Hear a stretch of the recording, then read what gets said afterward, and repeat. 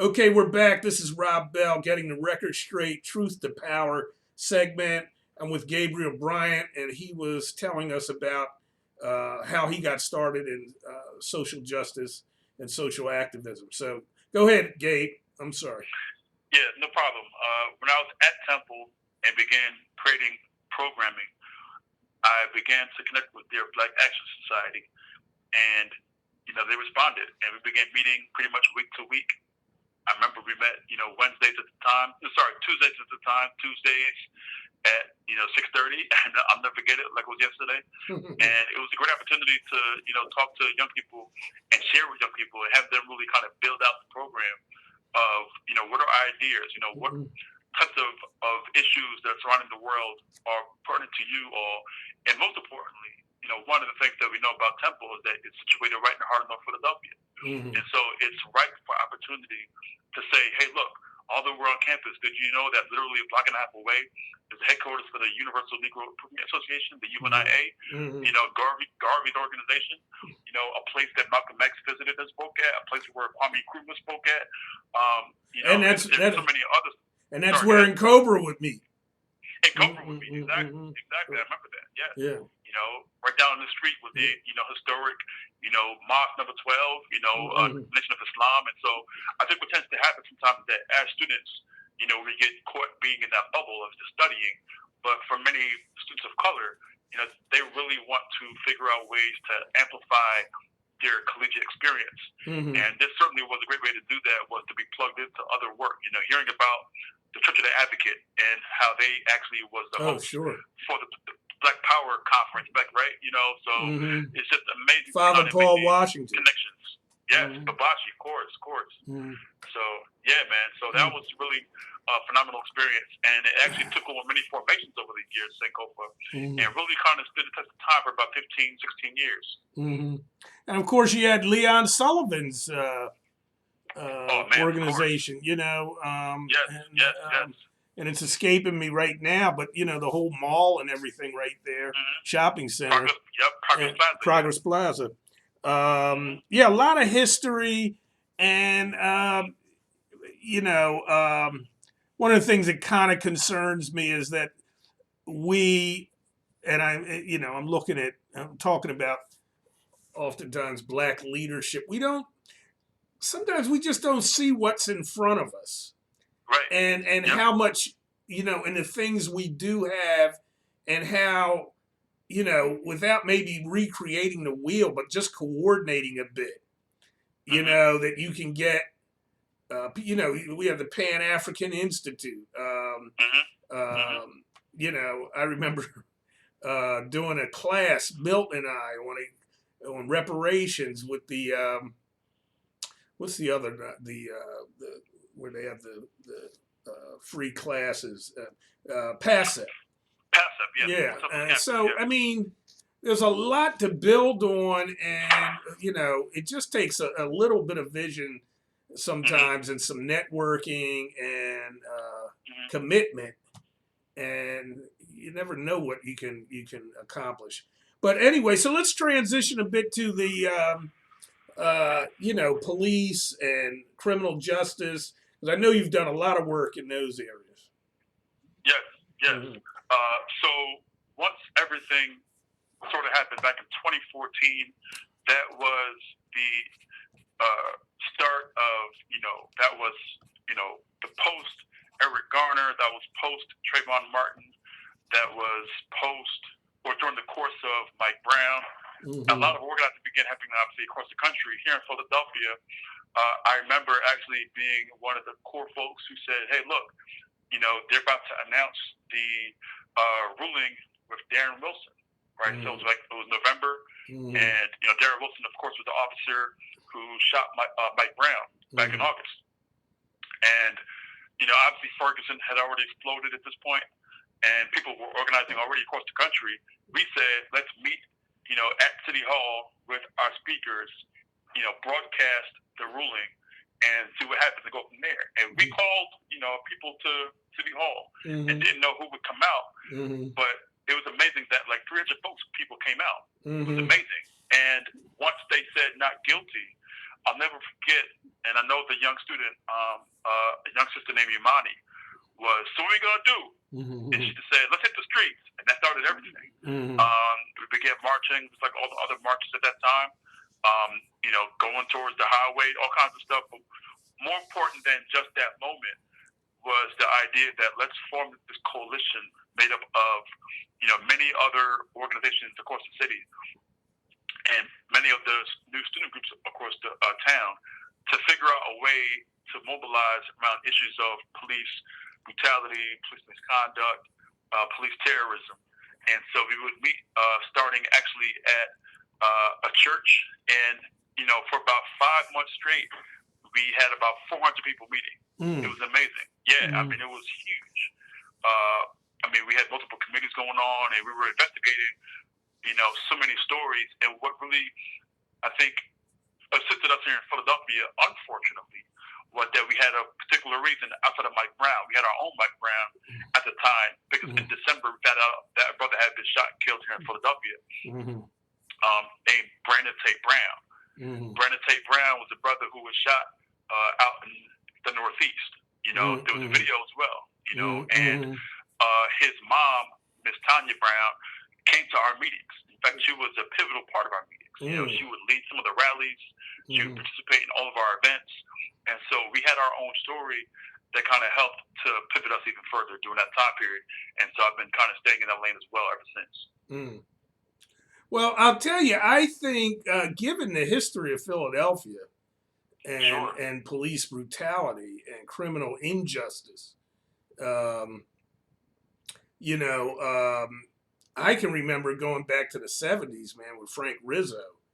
And although I never got caught up in it, I can remember guys, I'm trying to think of his name right now. And normally I would think of it, was a Muslim brother who was shot with his hands cuffed. And in fact, this happened within a year and a half. Two black people who were handcuffed were shot and killed by police, And Winston Hood. Hood, look that up. That's and I can't remember the other guy's name, but Winston Hood was shot on Allegheny Avenue. And I've always said after those two murders, where again, these are people who were handcuffed and shot, and in each case by police. In each case, they walked. And then you had the move incident, the first move incident. Of course. And the second one, and then, of course, Mumia. And I've always felt that those situations that happened earlier, prior to Mumia, and him seeing his brother being brutalized by a cop downtown, which precipitated whatever went down. I've always felt that, because Mumia was a journalist and knew full well. Pardon me? Yes, he was. Yeah. Yeah, and knew full well about those circumstances surrounding these brothers who had been killed while they were handcuffed, as well as the move situation. And I've always felt that. When you see one of your own family being brutalized, you're definitely going to try to come to their aid, And so, but yeah, man. And the other thing I was going to say was, I really think because of your efforts and the efforts of, the people you've worked with, that a Larry Krasner would not have been able to have been elected were it not for the work that you guys have done. 100%. Yeah. And a lot of the coalition's efforts, again, that formed in the last several years, that allows Larry Krasner to be elected in 2017 was because of several of the ongoing efforts to end death by incarceration. Here in Pennsylvania, I'm talking about folks like the 205 jail, decarcerate Pennsylvania, the Philly for real justice. Several organizations and groups who were on the ground, fighting for issues that had to deal with, how do we figure out this question of mass incarceration? Yeah. And I think, again, I'm going to give a shout out, a salute as well right now, if we have to. To who? To Michelle Alexander. Because her book, The New Jim Crow, really was a modern opportunity for us to kind of dive, deeper into this issue that's really been decades old. Yeah, sure. But her book, reminded many folks, but also for others, taught many folks, frankly, about the grave issue of the tie between mass incarceration and systemic racism here in this country. And it was an opportunity to and it was tangible, and it also provided some tools that would provide people with leverage to fight this thing. I think that's why that book was so pivotal and still resonates today. No question about it. How long ago was that came out? Oh man, that book almost came out at this point, almost a decade ago. Really? At this point, yeah. But it's still, for me, it's funny. I go into these meetings and people are still using it in study groups, in their readings.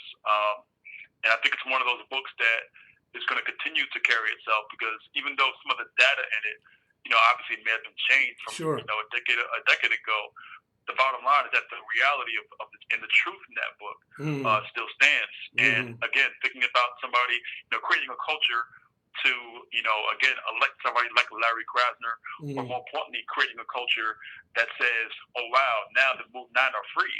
That's the piece. Because I can tell you that the first, Move rally that I attended, I remember it like it was yesterday. I was in Philadelphia for the first time, August 2001. I was at my first Move rally, September 2001. You know what I mean? It was right before 9/11 hit. Yeah. So, I'll never forget that either. And, if somebody would have told me back in September 2001, hey, guess what? By 2020, all the Move now will be actually home and free. I'm not sure what answer I would have gave back then. Yeah. Because everybody here in Philadelphia, it was such a polarizing issue. People said, oh yeah, free the Move 9, but they didn't really act on it. So I really want to thank all the organizers who for the past few decades have been a part of that work, chiefly Pan Africa, Ramona Africa, but also more recently, Mike Africa Jr. So, and there's several more that I can name, but I'll be here, all day, all night. Well, I mean, it's really nothing short of miraculous, the work that for so long, for so many years that people undertook. And, unfortunately, Mumia is still up, but that's really a tremendous amount of commitment and dedication that took place. Speaking of reference books, I mentioned in my last video that I was going to be, I'm going to do a segment once a month on terrorism, domestic terrorism, as it relates to lynching and black folks. And I'm going to be using Ralph Ginsburg, 100 Years of Lynching. But I'm sorry. That book there is tough, man. Yeah. It's newspaper articles essentially, and and I'm also going to be using a book though called The Warmth of Other Suns, and I don't know if you're familiar with that, but it really. I don't think I have that one. Oh, you got to, man. It's a tremendous book, and it speaks to it's called The Warmth of Other Suns. I have it right here. The epic story of America's Great Migration, but really it's I call it displacement of black folks from the South, and I think every college student and every senior in high school should read this book, because it speaks volumes, if you excuse the pun, on how. People had to leave the South, to escape political and economic injustice. But on that note, man, we need a couple of hours, Gabe. I got to cut it short here, but look, we're going to have to get together again. Let's do it. Yeah, I got to thank you, man, and we got to stay in touch. Okay? Sounds good, buddy. All right, this has been Getting the Record Straight. Take care. Thanks, Gabe.